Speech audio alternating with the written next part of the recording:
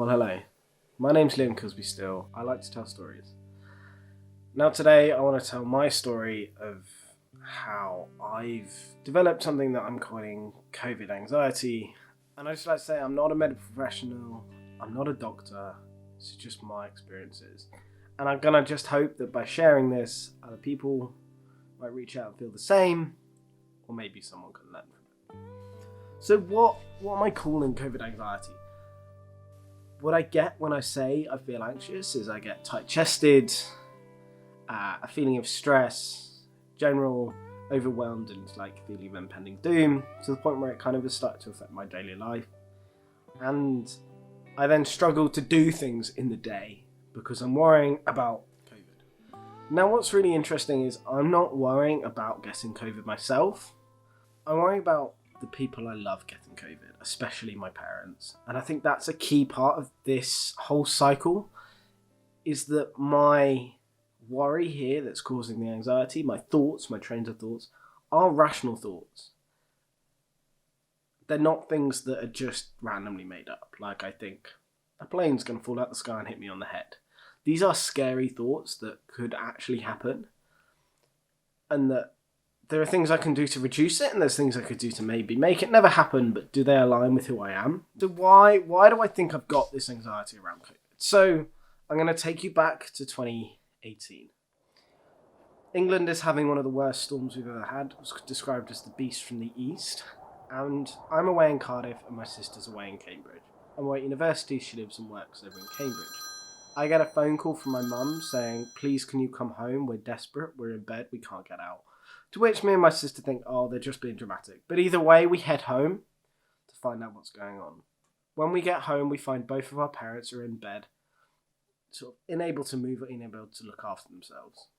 Then, proceeding that evening, both my parents are admitted into A&E. First my dad, and then my mum. My dad went in straight at first, and I took him in. And then when I got home, my mum collapsed in my arms, and my sister took him in. They were both diagnosed with having pneumonia. Fortunately, my dad was out of hospital within a few days, but my mum was in and out of hospital for the next 3 or 4 months, and it completely broke our confidence. Now, I think this is a pretty safe way to say my parents got ill, and that was quite traumatic in its own right. But to me and to my parents, that pneumonia is what COVID sounds like it is today.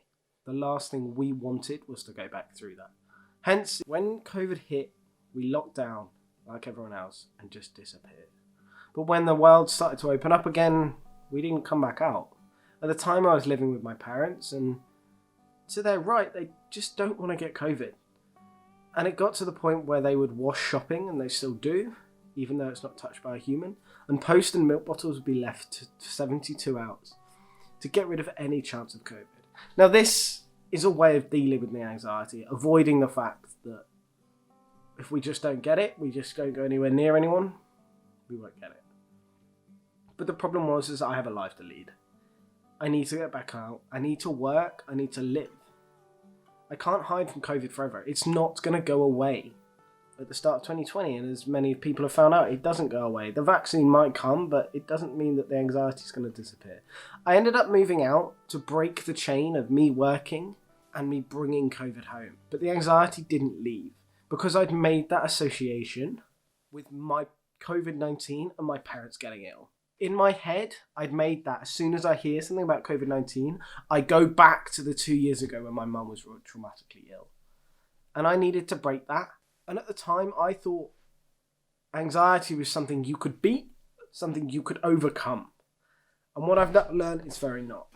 Now, why I'm sharing this with you is because I've started down a journey through reading, through learning, through therapy that is helping me live with my anxiety. And that is a key aspect of my change.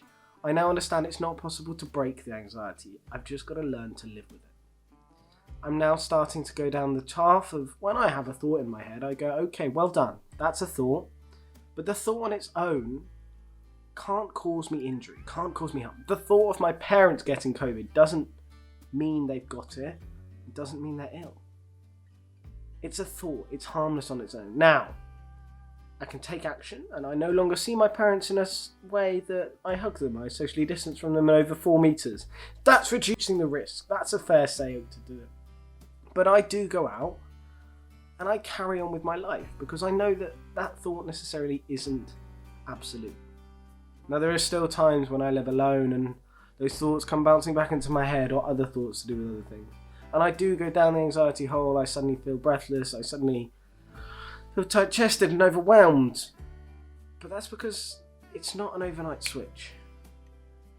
I'm very new to dealing with this whole anxiety, and I've not had to deal with it before in my life. I hope by sharing, some guys can understand that it's okay to feel this way. It's not a weakness to be anxious. It's a natural response. I'm not a doctor. I'm not going to tell you how to solve your anxiety. But maybe if this goes well, maybe I'll share more of my journey. In my vlogs, I'm going to be focusing on how I deal with the day-to-day. In my general videos, they are going to be trending slightly towards mental health, because that's where I'm at. I hope you found this video useful, guys. I hope it's not too long and it's not just me ranting about my random anxieties. If it is, oh well. Maybe I can look back in 20 years' time and go, well, you learnt a lot from that. If not, guys, stay safe and I'll see you soon in the next video.